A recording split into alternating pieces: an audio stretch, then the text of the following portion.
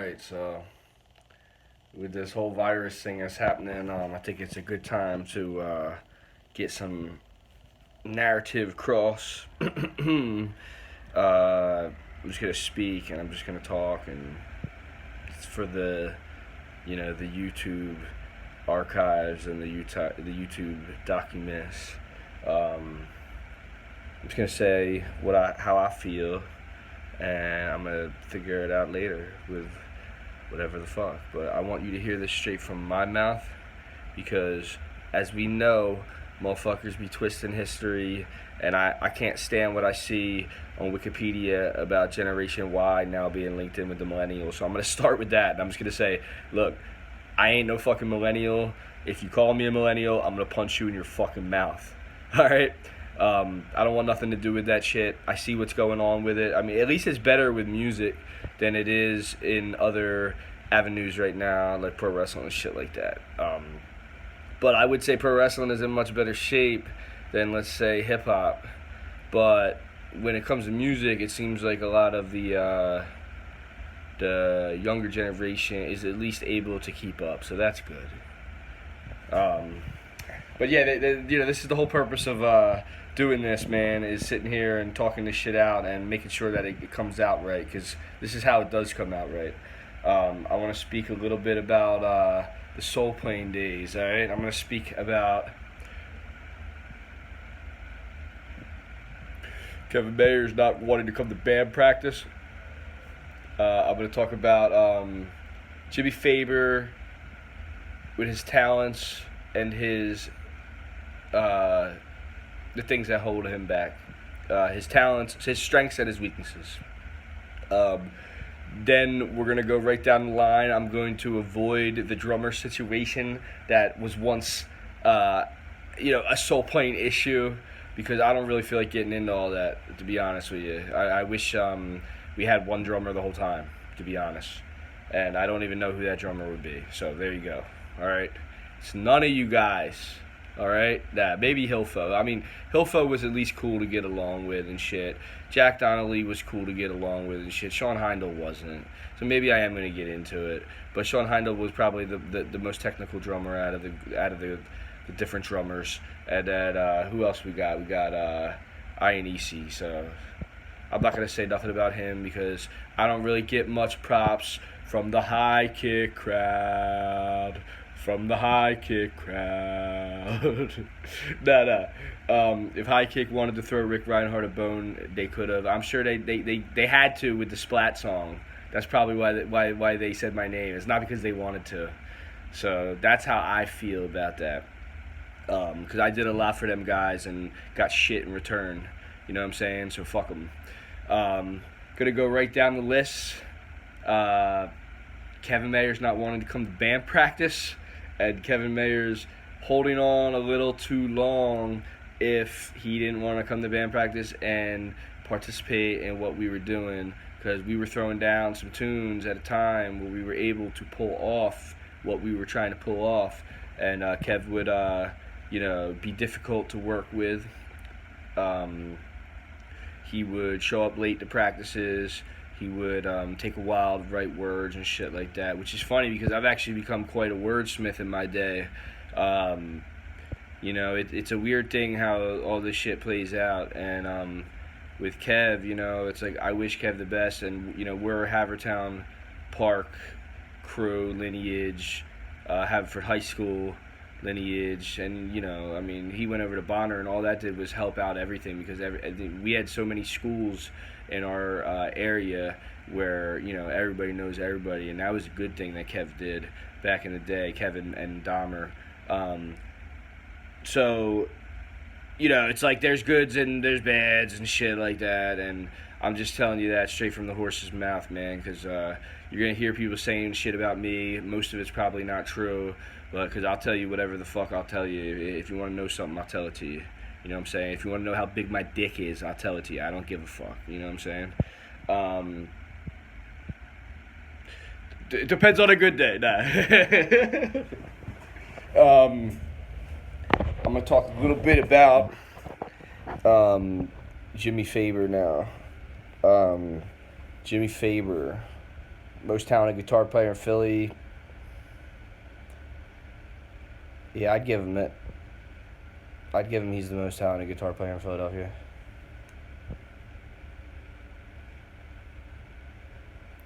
I'd also say that, and I'm not talking shit, I'm just being honest about this. Um, some people, the way they build up energy and store energy and utilize it for creative works can be a little unhealthy, and I would say that, um, I haven't talked to him in a long time, and I would like to see him, but, if he's, feeling good, he's fun to be around, and if he's not, then he's not, you know what I'm saying? Um, but yeah, so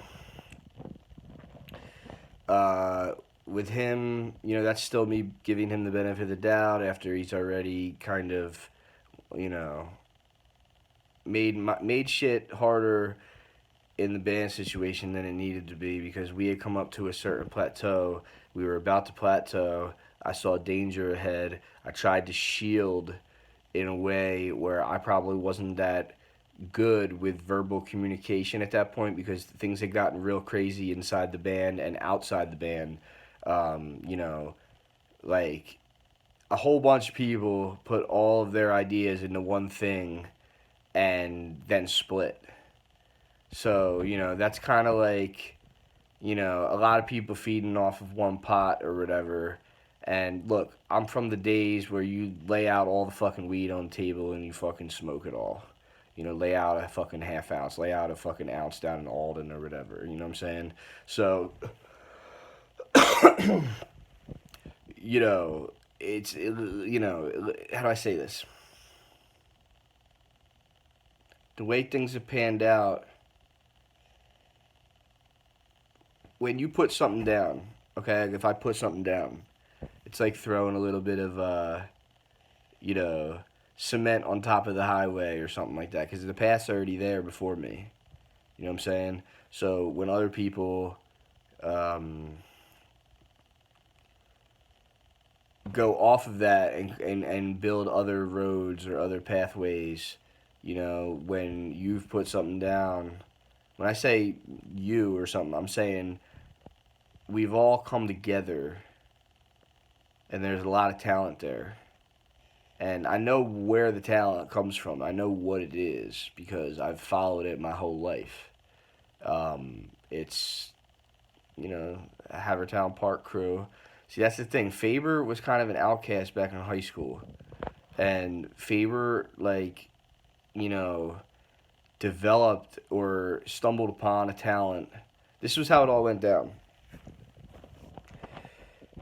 Kev Mayers and Dahmer. I want to say it was Dahmer. Dahmer was the first one of us to play an instrument. Or shit, I shouldn't even say that because I actually had a drum set when I was 11. But that was like I didn't really learn it, and I wasn't really that into it. Dahmer got into guitar.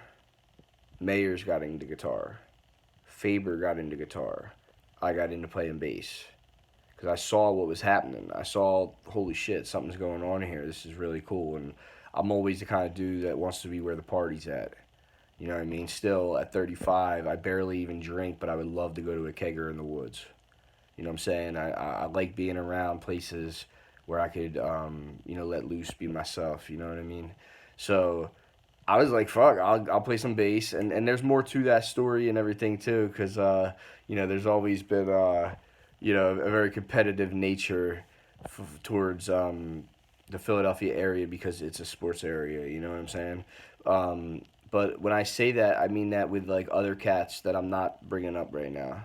Because when we were kids, and see, this is how far the shit goes back. All right, so before this happened, when Dahmer and Kev started playing guitar, we did backyard wrestling at a Kev's house, and it was called FSW, and we were all wrestling heads. Yeah, I mean, in our own way. Like, I watched that shit back in like 1987.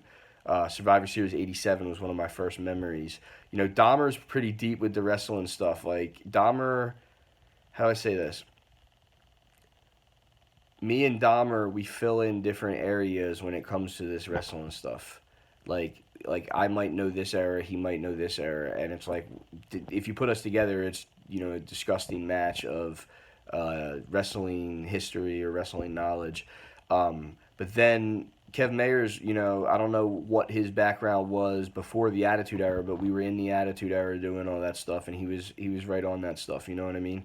Um, and then Bo Red and Dan the Fact Mayers and Chuck Chagas, you know what I'm saying, Joey J and everybody would get down with the backyard wrestling. So the backyard wrestling, in some weird way, like ran its course. We'll say, people stopped doing it or whatever, and we had our run. We had a bunch of videos and everything.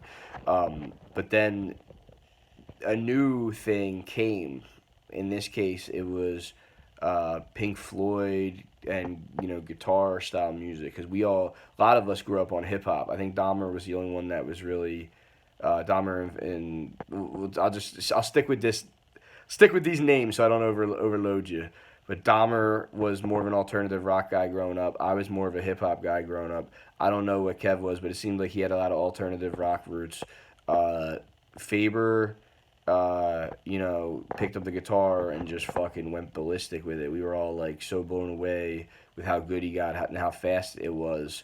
And he was on that Floyd vibe and the Zeppelin vibe and Jimi Hendrix vibe and the Jeff Beck vibe. And that's the next thing I'm gonna bring up is the Jeff Beck concert at the Tower Theater, which was me, Dahmer, Faber, and Cantwell, and there was some very strong jellies involved, and I'm not talking about Jello shots, if you know what I'm saying. So Faber ended up like going overboard with him in a good way, and saw Jeff Beck, and ever since then, I mean, Faber was really, really, really, really fucking good before that. But when that happened, that was like really, really amazing to sit back and watch, because he was just really on that guitar, like Jimi Hendrix shit, like shit that we like. I'm not talking about like trying to play like Jimi Hendrix. I mean like literally like blossoming into a virtuoso guitar player in a way that anybody who ever will see him play or hear him play will know that this dude's fucking really good. And like this is something that I kind of like. It kind of bothers me a little bit, and like how I say this, like it's like in every kind of artistic endeavor, it's like something will happen, and like it'll be like fresh, and then it'll be like, whoa, this is like really cool, and then it kind of peaks out, and how do I say this? It's like whatever it is, even some of my favorite art seems to do it. It gets to a certain spot, and then if it keeps going, it has to go through a new era, and that's what Faber did. Because like when I was recording some of his shit at like the Thirsty Camel and shit like that, I remember saying to him like, look, like this is it. This is going to be like what it is that we do. And I'm not saying that in like I'm splitting. I'm saying that as in like, look, you're the dude, and look, this is I'm gonna record whatever you want me to record. And I did that for a long time, and we laid down a lot of really good shit. Like some of the Chester Springs studio stuff was really cool, and like we grew really close as friends. That's why it was so weird when we went separate ways the way we did. Um, you know, it was really like out of the blue.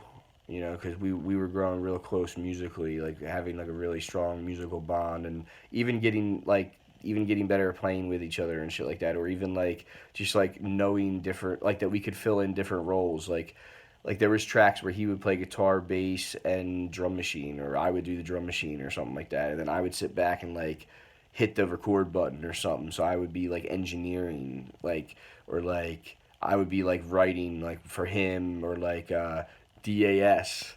We'll get into him another time because he's a whole nother thing, man. But yeah. So like Faber, I've seen Faber really kind of like I don't know. I mean, I heard he's still going, and I heard he's still doing good, and I wish him the best with everything. I really do. Um, you know, I'm not gonna, I don't know. I haven't really been paying attention, man. If people want me to fucking record them or fucking play with them, they'll call me. So I don't fucking know, man. Um, so yeah, so Soul Plane, Kev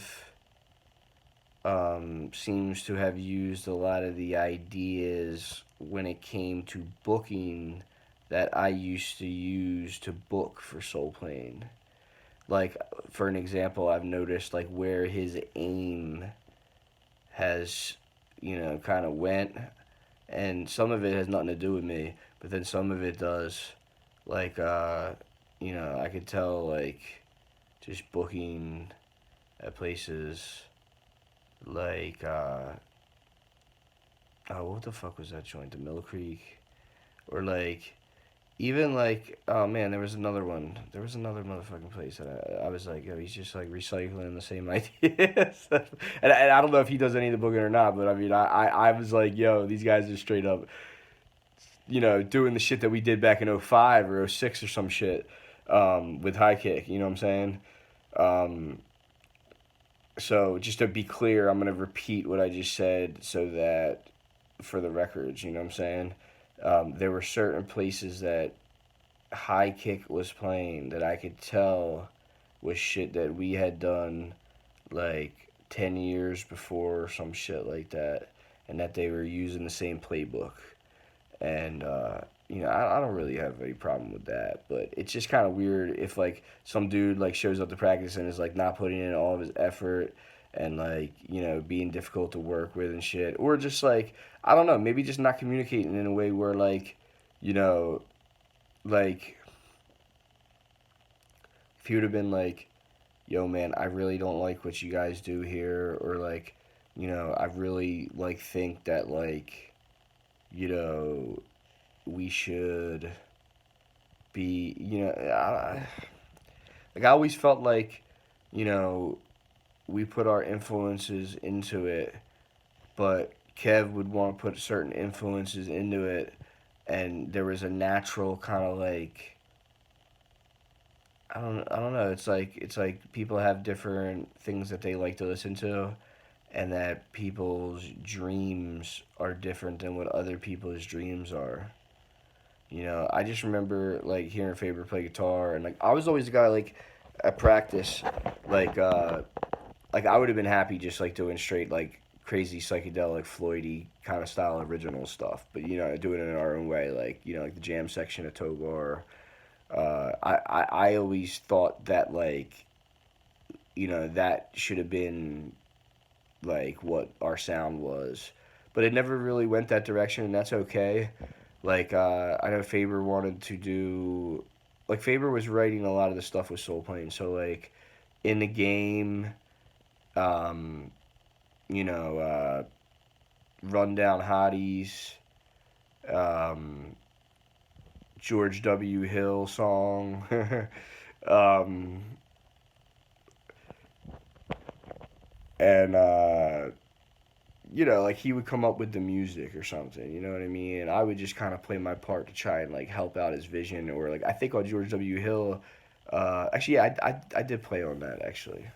Um, yeah, so so that was like a lot of that stuff would be like Faber's vision, and then like like me and like whoever the drummer was would like just try and like play something for him. You know what I mean? Like something that would uh, go with what he's doing. You know what I mean? Something like that.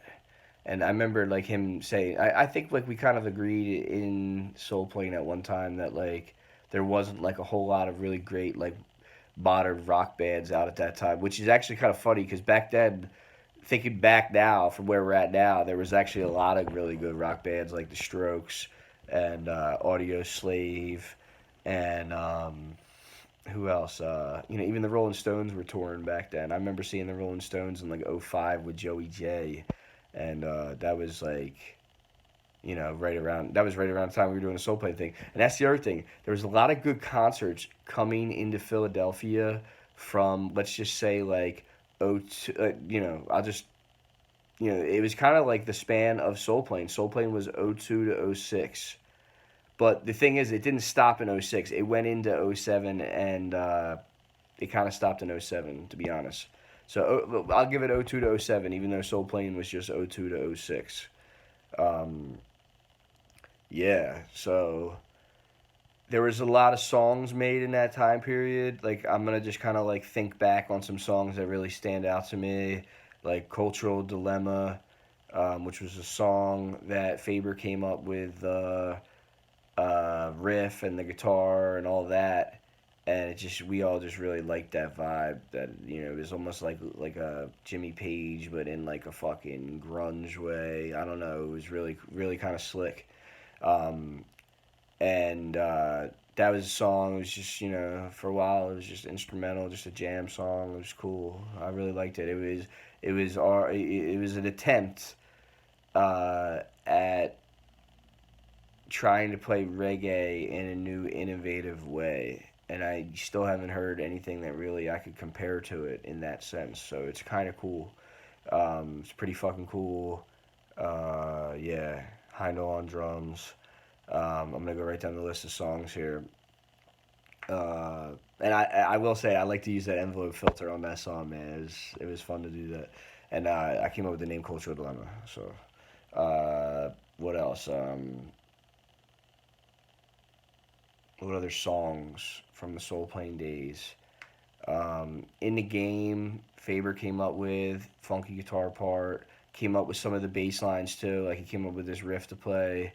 Uh, I don't know how the vocals came together. I think we were at like Hilferty's or some shit like that, and Kev just started doing that "Hey Now" shit, which was kind of funny because like years later or whatever, like you hear that in like Chili Pepper songs or like some shit like that. I don't know. It was like weird how that happened. So the name Soul Plane went up in Cloud of Smoke, that Snoop Dogg movie Soul Plane, which I remember when it happened. I thought that we should ride it and try and ride the wave of the movie with the name of the band because I'm a huge Doggy Style fan. I thought that that was something musically that we missed, and it upset me that we missed that because that was one of the first times I realized musically it's like everybody's what they listen to and what they love about music. It's a DNA thing that some people have, some people don't have, but I don't know what it is, and I can't really tell you what it is or not. But I felt like we should have done something, and everybody else didn't really, want to do it. You know what I mean? So that was the first time I really realized that being a solo artist or something like that actually can be a lot easier than doing the band thing, which has kind of been the pathway that I've gone as an artist, just because it's kind of easier to just like if you want to do something, do it. It's like improvising in life. Like, you don't ask somebody if you can go walk down the street, go get a fucking whatever, you know what I mean? You fucking go do it. So there's goods and bad parts about that, but we'll get into that another time as well. I'm just going to speak because I'd rather be out there than not out there if, this virus has some fucking kind of crazy fucking shit happen or some shit. Plus, hopefully this way, people can get past their issues because, I mean, at the end of the day, Havertown lineage is in my heart. You know what I mean? So it is what it is. And I'd like to see that Havertown lineage continue to do its thing and continue to rise up the mountain. Another Soul Plane song. I mentioned the George W. Hill song. That was actually one of my like favorite tracks that came together organically. I know Kev spent some time up in the George County, the George W. Hill Correctional County facility, whatever the fuck, uh, privately owned John that just had that virus shit happen at, which I felt real bad about because if there was anybody in there that I know, that would be real fucked up. Um, but yeah, so that song was real interesting. Uh, Faber played it on guitar, and they had like a drum beat like with Heindel and like some drum machine or some shit like that. I don't know, it was some weird like 80s shit. And I jumped on it or whatever, played some bass on it. Um, and then that was one of the cool times to see Kev do his thing lyrically or whatever, because he just got out of the pen and just put it down on a song. And it was cool because it wasn't like we were like trying to be like gangsters or nothing like that. It wasn't like some, yeah, we just got out of the pen shit. It was more like a rock and roll, more like a fucking, you know, Elvis Presley thing or some shit like that, but or like a Rolling Stones kind of thing and like a Van Halen kind of like technique or some shit like that. I don't fucking know. But it was cool, man. I mean, it wasn't like I really did much on it besides really just kind of be around it, seeing it come together. Uh, wasn't really thinking about that song a whole lot, but that song pops into my head as one of the better songs. I think that song "Drifting" is a really, really great song. It was, I remember that we did that after. Was it before? Or was it after? I think it was right after Stadium Arcadium, and I felt like that was like a breakthrough for the band, was to be able to hit like a melodic, slow, psychedelic song like that. Because I was always trying to do the Floyd shit. I don't know, and maybe that's just my own whatever. Like when I got into rock and roll because of these guys like Kev and Dahmer and Faber, I always thought that it was Floyd that kind of like opened up that door for everything. Um, just by loving their music or whatever. So I was always trying to be on that tip.